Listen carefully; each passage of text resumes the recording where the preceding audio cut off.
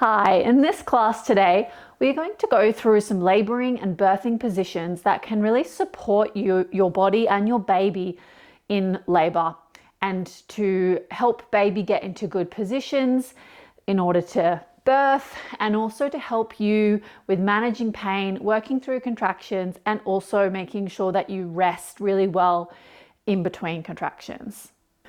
Okay, we're going to start today with some hip circles and just some gentle movements through the pelvis that are actually really nice for early labor as well. Can help bring baby down, getting that head contact onto the cervix, which can really help contractions to start, get established, and for labor to progress. So you can just do these standing. It's also a nice option to have a chair or something to hold on to while you're doing these. And we're just going to start today with some forward and back tilts. So tilting the pelvis under and then sticking the bum out.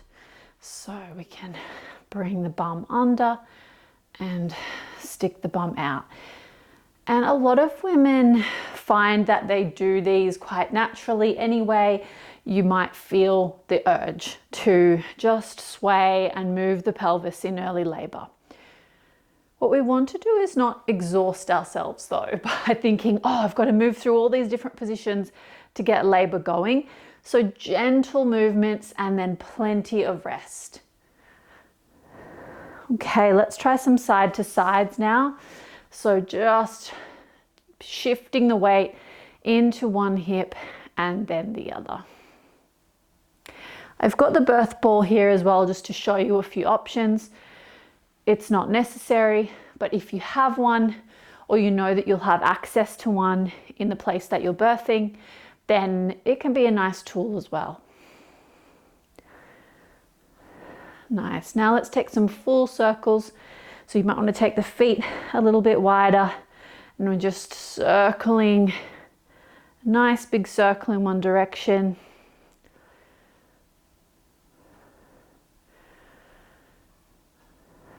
Beautiful. And the other way. So keeping moving during labor is a really beautiful way, not only to help bub to start to work their way down and through the pelvis, but also for managing the discomfort of labor. Lying still on a bed usually makes contractions feel worse. So having the ability to be upright and moving around is a really great way to help manage discomfort and pain. So don't feel like if you're in a hospital room that you have to stay on the bed. Nice. And now just coming back to center, and let's just sway a little bit from side to side.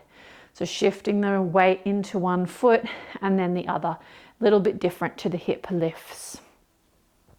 And there's no rules here.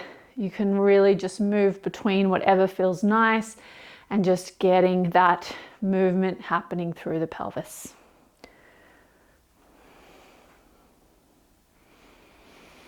Keeping the breath flowing steady and even. When labor starts and then as you progress, we want to keep adrenaline low and let oxytocin do its thing. So the deep, calm breathing whilst you're moving is a beautiful way to do that.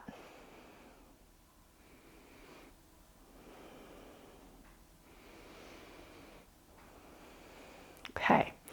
Next, we're going to move into a deep squat.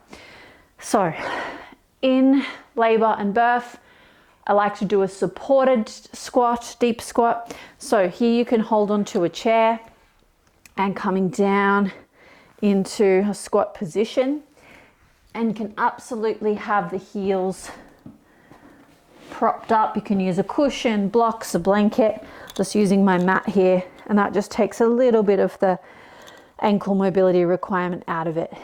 Here you can really lean into your prop like this. You can use the birth ball here as well to really take the load off, and adding in some gentle rocks and sways. If you have had pelvic girdle pain during pregnancy, then a deep squat sometimes can feel like a lot. So then just prop yourself up on some cushions or bolsters so you're not quite so deep in the squat. And then here, rocking forward and back, side to side, as we keep that movement happening through the pelvis. And we're focusing on a lot of positions that help to open the pelvis, as well as using gravity in these upright poses to help bring the baby down. Nice. Another really nice option with the squat is to have your partner or birth support person sitting on a chair behind you and to lean back into them. I can show you a little bit of this with the ball, where you can be leaning back in this squat position, and that takes a little bit more load out of the legs. You can have arms on someone and they can also be providing some touch if that's something that you feel like you want. Beautiful. And just popping that one off to the side. Okay, next one again is great for chair or ball. And here is just coming onto your knees, having that forward leaning position. And again, here we can move freely through the hips and the pelvis with whatever feels nice. Some circles, some rocking back and forward. And then using these positions and movement while we're working through a contraction. And then a really nice one from here in between contractions is just to come back into a child's pose. And you can also lean on a cushion or some bolsters in front and lean back, and then still, if you like, take some soft sways through the hips. But this is, more restful position. Beautiful. Coming up. If you do have the birth ball, then this forward leaning position is nice because you can also move the upper body freely with the ball here as well. And this forward leaning position, even with an epidural, unless you have zero feeling from the waist down, then this is a nice one as well. Even a nice actual birthing or pushing position, you might just need some help getting into this. And you might find you don't have as much movement, but that you're still able just to hold the position and lean over something. You can also do this, in the bed with cushions, with the back of the bed up.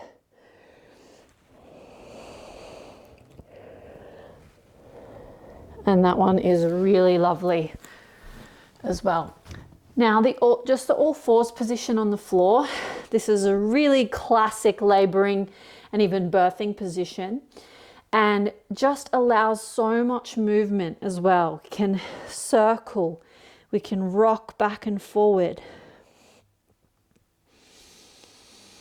You can have the legs or the feet together or the toes out as it feels right for you to get opening through the pelvic, through the whole pelvis, the inlet, the mid pelvis and the outlet.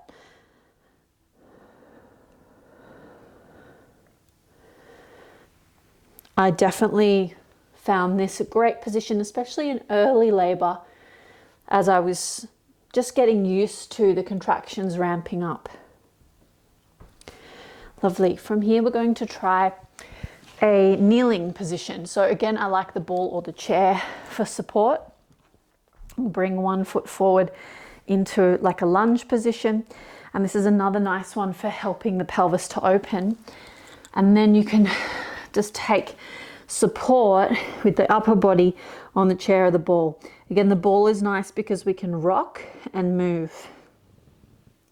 This is actually the position that I gave birth to Ellis, my last baby, in, and it just felt really good for me. I was in the pool and I was able to lean on the side of the pool and just stay in this position. It meant I could also feel what was happening, and I really liked that.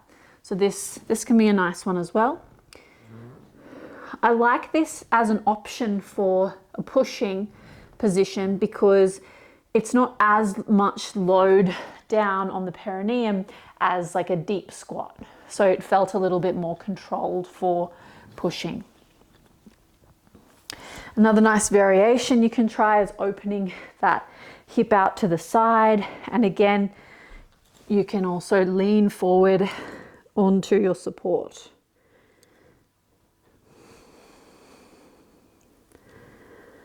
And we'll switch sides. Now, some of these positions might be a little bit tricky with an epidural, depending on the level of epidural.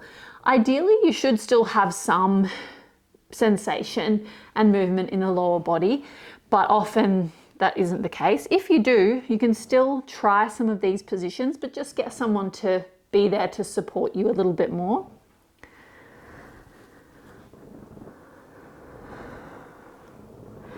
Nice, and then out to the side, so taking that leg out, and again, having that support in front.